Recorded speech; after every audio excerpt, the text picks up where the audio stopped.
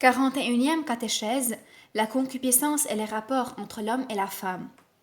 Dans le discours sur la montagne, le Christ dit « Vous avez entendu qu'il a été dit « Tu ne commettras pas d'adultère ». Mais moi je vous dis, quiconque regarde une femme pour la désirer a déjà commis l'adultère avec elle dans son cœur. » Matthieu 5, 27, 28. Depuis quelque temps, nous cherchons à pénétrer la signification de cet énoncé en analysant chaque composante pour mieux comprendre l'ensemble du texte.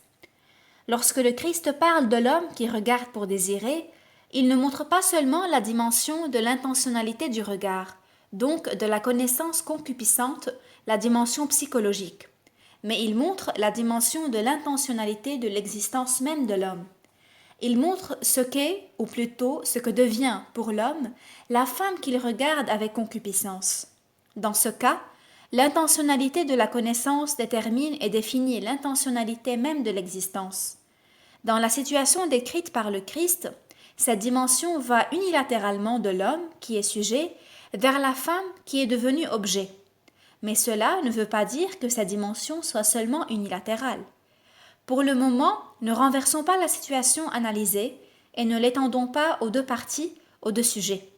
Arrêtons-nous à la situation décrite par le Christ en soulignant qu'il s'agit d'un acte purement intérieur, caché dans le cœur et arrêté au seuil du regard. Il suffit de constater que, dans ce cas, la femme qui, en raison de sa subjectivité personnelle, existe éternellement pour l'homme en attendant que lui aussi, pour la même raison, existe pour elle, reste privée de la signification de son attirance comme personne. Cette attirance, qui est pourtant propre à l'éternel féminin, devient en même temps et seulement un objet pour l'homme.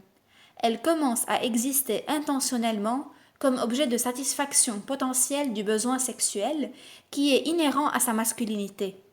Bien que l'acte soit tout à fait intérieur, caché dans le cœur et exprimé seulement par le regard, il y a déjà en lui un changement, subjectivement unilatéral, de l'intentionnalité même de l'existence. S'il n'en était pas ainsi, s'il ne s'agissait pas d'un changement aussi profond, les paroles suivantes de la même phrase « Il a déjà commis l'adultère avec elle dans son cœur » Matthieu 5, 28 n'auraient pas de sens. Ce changement de l'intentionnalité de l'existence à travers lequel une certaine femme commence à exister pour un certain homme, non pas comme sujet d'un appel et d'une attirance personnelle ou comme sujet de communion, mais exclusivement comme objet d'une satisfaction potentielle du besoin sexuel, se réalise dans le cœur parce qu'il est réalisé dans la volonté. La même intentionnalité cognitive ne veut pas encore dire asservissement du cœur.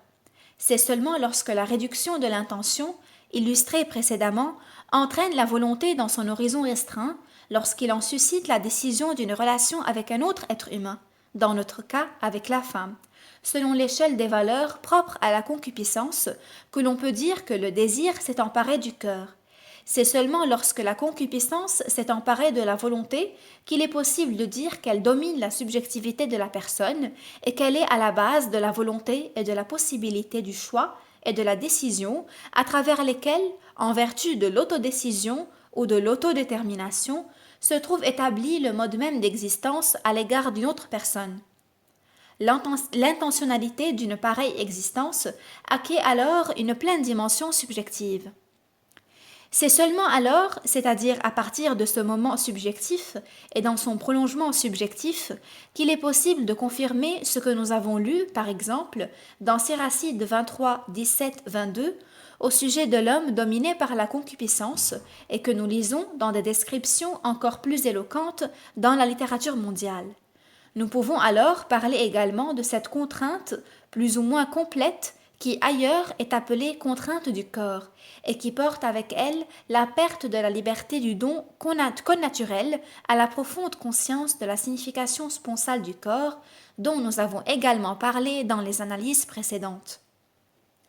Quand nous parlons du désir, comme transformation de l'intentionnalité d'une existence concrète, par exemple de l'homme, pour qui, selon Matthieu 5, 27, 28, une certaine femme devient seulement un objet de satisfaction potentielle du besoin sexuel inhérent à sa masculinité, il ne s'agit en aucune manière de mettre en question ce besoin, cette dimension objective de la nature humaine, avec la finalité procréatrice qui lui est propre. Les paroles du Christ dans le discours sur la montagne, dans tout son vaste contexte, comme la tradition chrétienne authentique, sont loin du manichéisme. Dans ce cas, des objections de ce type ne peuvent donc pas surgir. Il s'agit au contraire du mode d'existence de l'homme et de la femme comme personne, ou plutôt de cette existence dans un part réciproque qui est également sur la base de ce qui est défini comme besoin sexuel, selon la dimension objective de la nature humaine, peut et doit servir à la construction de l'unité de communion dans le rapport réciproque. Telle est en effet la signification fondamentale de l'attirance éternelle et réciproque de la masculinité et de la féminité contenue dans la réalité même de la constitution de l'être humain comme personne, à la fois corps et sexe. À l'union ou communion personnelle à laquelle l'homme et la femme sont réciproquement appelés depuis l'origine ne correspond pas, elle est au contraire en opposition, l'éventuelle circonstance qu'une des deux personnes existe seulement comme sujet de satisfaction du besoin sexuel et que l'autre devienne exclusivement l'objet de cette satisfaction. En outre, le cas où les deux, l'homme et la femme, existeraient comme objet de satisfaction du besoin sexuel et que chacune des parties soit seulement sujet de cette satisfaction ne correspond pas à cette unité de communion. Il s'y oppose au contraire.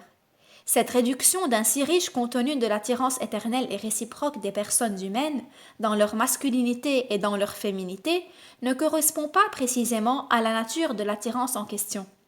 En effet, cette réduction étouffe la signification personnelle et de communion qui est propre à l'homme et à la femme, et à travers laquelle, selon Genèse 2, 24, l'homme s'unira à sa femme et les deux ne seront qu'une seule chair. La concupiscence écarte la dimension intentionnelle de l'existence réciproque de l'homme et de la femme des perspectives personnelles et de communion qui sont caractéristiques de leur attirance éternelle et réciproque, en la réduisant, et pour ainsi dire, en la poussant vers des dimensions utilitaristes dans le cadre duquel l'être humain se sert de l'autre être humain en l'utilisant seulement pour satisfaire ses propres besoins. Il semble que l'on puisse précisément retrouver ce contenu, chargé d'expériences intérieures humaines propres à des époques et à des milieux différents, dans la courte affirmation du Christ dans le discours sur la montagne. En même temps, on ne peut en aucun cas perdre de vue la signification que cette affirmation attribue à l'intériorité de l'homme, à la dimension intégrale du cœur comme dimension de l'homme intérieur. Ici se trouve le noyau même de la transformation de l'éthos vers laquelle tendent les paroles du Christ dans Matthieu 5, 27, 28, qui sont exprimées avec une force puissante et en même temps avec une admirable simplicité.